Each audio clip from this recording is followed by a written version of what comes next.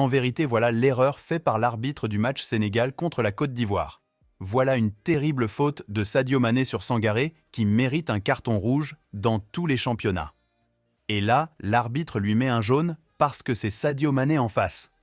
Pourtant, il aurait pu mettre fin à la carrière de Sangaré avec ce tacle. Beaucoup de personnes jugent cette action d'une faute pour un penalty, pourtant c'est tout à fait faux.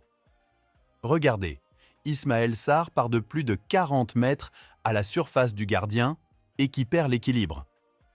En fait, c'est la fatigue qui le fait anticiper sa chute et l'arbitre ne tombe pas dans son jeu. Regardez les pieds. À aucun moment le défenseur ne touche Ismaël.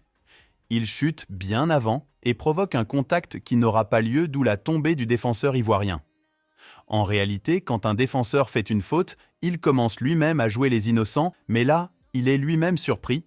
Cette action n'aurait pas eu lieu si Sadio Mané concédait un carton rouge, car ce carton leur obligera à jouer la défensive. C'est la même chose qui s'est passé au match du Maroc face à l'Afrique du Sud. Une simulation provoquée. Regardez, l'arbitre a laissé le jeu continuer.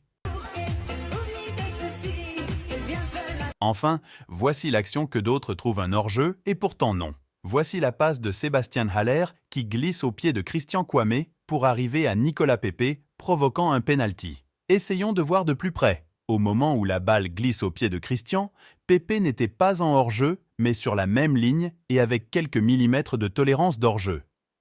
Revenons encore au match du Maroc face à l'Afrique du Sud. Regardez.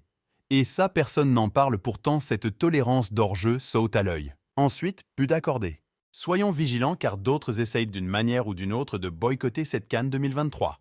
Abonne-toi au passage.